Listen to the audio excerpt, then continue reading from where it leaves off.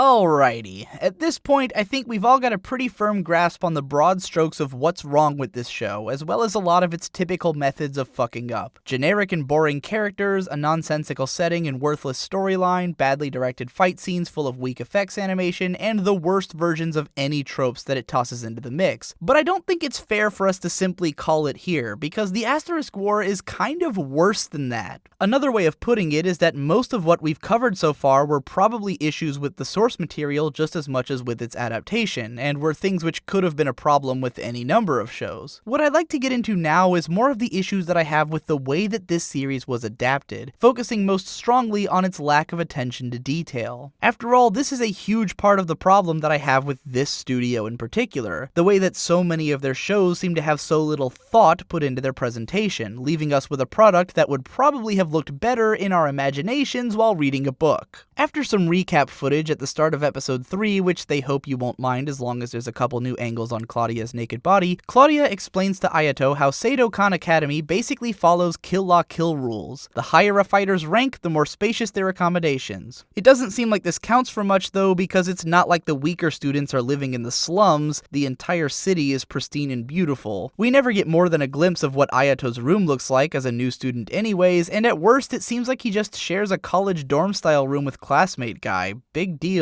Claudia launches into some boring exposition about how the dumbass student council is only just now realizing that the 4 students who have already been attacked and had to bow out of the festa were probably connected. I guess I can't blame them for failing to realize the importance of these events, considering that they happened to 4 perfectly generic students. You know, if I were picturing this scene in my head, I probably would have gone with some people who actually look like they could compete in the festas, but what do I know about character design? Funnily enough, this scene actually does try to use its details to set us up for guessing who the assailant is. We find out that Big Dumb Guy and one of his lackeys are suspected in this case, but the other lackey is conspicuously not implicated. The only reason it doesn't work is that who the fuck cares? These dudes have been on screen like once so far and left no impact whatsoever. You could hardly be expected to have remembered that these characters existed if you were watching this show weekly and this scene came up. Besides, this is the first time that we've spent more than 20 seconds even addressing the whole assault subplot, so you may as well have forgotten about that too. The first time I watched these 4 episodes, I would never have imagined that this was actually the central plot of the entire arc. So after Ayato pussies out on getting some pussy, we finally cut to the start of his date with Euless to show him around the town. I feel I should mention right now that Saya will not make any appearance in this episode or the next, so it was super necessary to spend the majority of the last episode on her introduction instead of fleshing out this whole assassination plot more. Euless shows up in this white gown with a yellow trim, which I actually think is pretty damn cute, but what the hell is up with the parasol? Does Euless really seem like the kind of girl who'd carry a thing like that around all day just to match her outfit? I know they're trying to do that thing where she's actually got a secret girly side in contrast with her confrontational attitude, but I can't help finding this a little bit excessive. I'm also wondering what season it's supposed to be. Euless has on long sleeves and stockings, which would make it seem maybe a bit chilly, but the bright sunlight and the parasol would imply that it's pretty hot outside. Ayato is wearing a short sleeve button up over a baseball cut shirt, which could pretty much mean any weather, and all of the pedestrians are just dressed at random. I know this sounds like a particularly pedantic complaint, but if there's one thing that most anime do exceptionally well, even in less detailed productions, it's making sure to dress their characters for the season. It's almost weirdly prevalent. It's kind of depressing how little effort the anime staff put into making Asterisk City feel like a unique location. I've mentioned before how after showing the main stage where all of the festas take place, Euless talks about how the city is full of little stages, but we never see any of them. If people are constantly fighting in the streets like Euless says they are, then it seems like the obvious way to handle this tour would have been to have fights breaking out all over the place as they walked around town, or at least to show some in the background. Hell, I'd accept a little montage of panning shots of some of the other stages. Anything other than mentioning the only thing that sets the city apart and then failing to show it. The one pervasive detail throughout this scene is the use of holographic billboards, which were shown in the cityscape shots of the first episode as well, and which feature a hodgepodge of text text in different languages. I get that this is supposed to evoke how all of the world's countries have fused into one, but it's such an uncreative representation of that concept. Apparently, none of the world's cultures or languages have been changed at all in the past 100 years of cataclysm and restructuring, nor has the way that they advertise in the big city. Having spent a month in the Manila metropolitan area, I can tell you that a lot of big cities have billboards in many different languages already anyways, and a hell of a lot more of them than what's present here. I noticed in one shot there's like a holographic stop sign that says stop in both Japanese and in English, but the way it's laid out is weird as hell. The Japanese characters say tomare in hiragana, which means stop, but then at the bottom is also the kanji for to. I looked up what a Japanese stop sign looks like, and they've all got that kanji as the to in tomare, so I'm not sure why this sign includes both the hiragana at the top and the kanji at the bottom. I know this doesn't really matter, but the point I'm making is that even the details which they did include don't seem to make a lot of sense or add anything to the setting. I don't even want to imagine how this complicated ass stoplight is supposed to make more sense than the ones that we already have.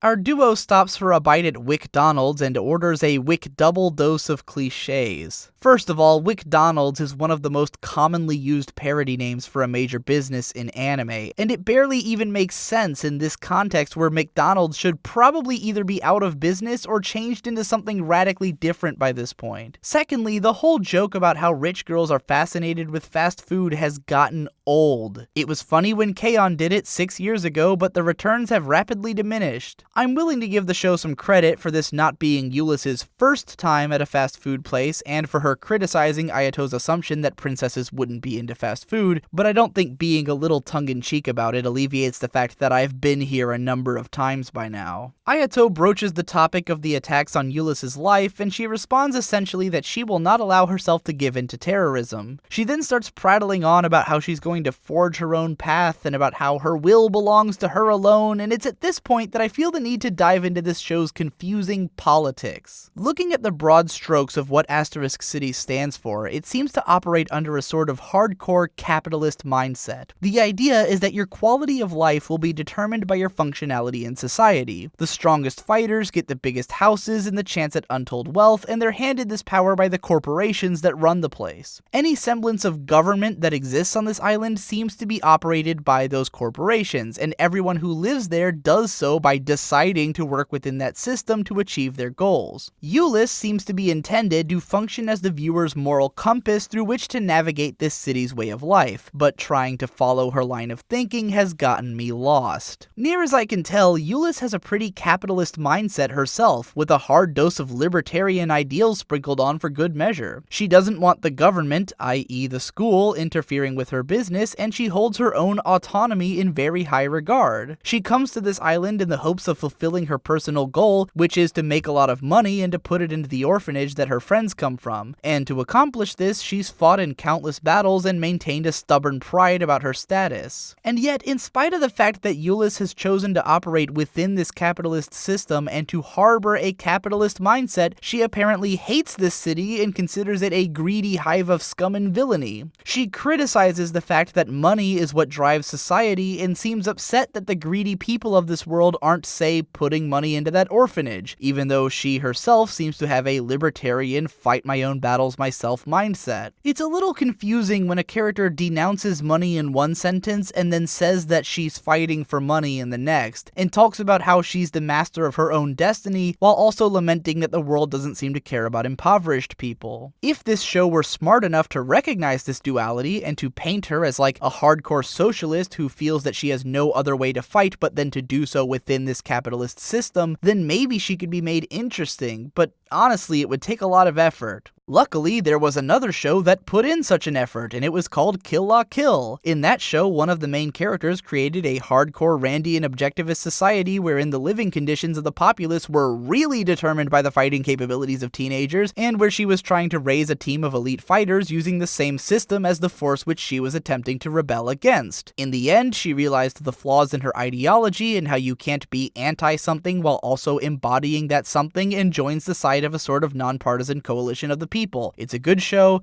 go watch it. So anyways, there's a really poorly animated scene where they argue with the big dude, his name is Lester by the way, and then some flirting, Euless calls Ayato unfathomable, and then they stumble upon this fight in the woods. Apparently the idea here is that these guys are pretending to fight so that they can surround their target and then attack, but it doesn't look like that's what happens at all. This is one of those things that probably made sense in the light novels where you could try to imagine how it works in your head, but the adaptation does such a shitty job of presenting it that the entire idea looks stupid. Not that it matters because Euless destroys them all in 1 second off screen. Again, I'm left to wonder why these rival schools keep hiring assassins with such comparatively pathetic power levels. After Euless interrogates this Mohawk guy for a second, the guy spots the person who hired him sulking around in the woods, and Euless recklessly runs in after him. For someone who was able to identify that she was being led into a trap mere moments earlier, you'd think she'd give some pause to consider why the enemy might lead her into a dark wooded area, but nope, she goes off Naruto running into the woods without a second thought. So Euless invites Ayato into her room later that night, and she tells him very matter-of-factly to remove his clothes. It takes her a moment to realize why he's flustered at this, and she tells him to get his head out of the gutter. Apparently in her mind, it's totally reasonable that if someone invited you into their room late at night and told you to take off your clothes without any given reason as to their intent, you would assume that they wanted to stitch up the holes in your shirt and not that they wanted to see you naked. This is a conversation between characters whom we are meant to believe are human beings. So it turns out that Euless is adept at sewing, which is yet another attempt to show off her secret girly side. A trope which seems to be coming into common practice, thinking back to how Asuna turned out to be a great cook in Sword Art Online. I must admit I'm a little torn over this type of characterization. On the one hand, I'm all for the idea of girl characters who can be tough and cool and not have to fit into feminine stereotypes, but also don't have to reject the idea of femininity altogether and can have decidedly effeminate hobbies. On the other hand, I know that the real intention here is to make her seem like better wife material. It's a defrosting the Ice Queen scenario, where the main character's reward for being such a good guy and getting past the girl's thorny outer layer is that he gets to see the cute girly side that she reserves for those closest to her. This is one of those weird scenarios where I feel like I could enjoy the character and their personality on their own, but in the context of being a character in a show of this nature and knowing why they've been written this way, it only comes off as annoying. So while Euless is sewing up, Ayato looks around and spots this picture of her with her friends. Now tell me, was I the only one who immediately thought, the instant I saw this picture for the first time, that the girl who's on her left is obviously going to show up later and be a major character? You know, on account of her being the only one who doesn't have one of the generic hair colors. Now, in fairness, at this point I didn't know about Kirin yet, so I thought that this girl was probably going to be the purple-haired girl from the ending theme, but nonetheless, I've seen it labeled as a spoiler somewhere that one of her childhood friends was going to show up later in the series. Guys, it's not hard to tell that anyone with a second's worth of thought put into their character design is going to be important later. I've already talked about Euless's motivations, backstory, and confusing ideals, so we'll just skip over all that stuff and head for the end of the episode. Euless gets a letter of challenge from her assailant, and Naruto runs directly into an obvious trap, and Ayato jumps off a building.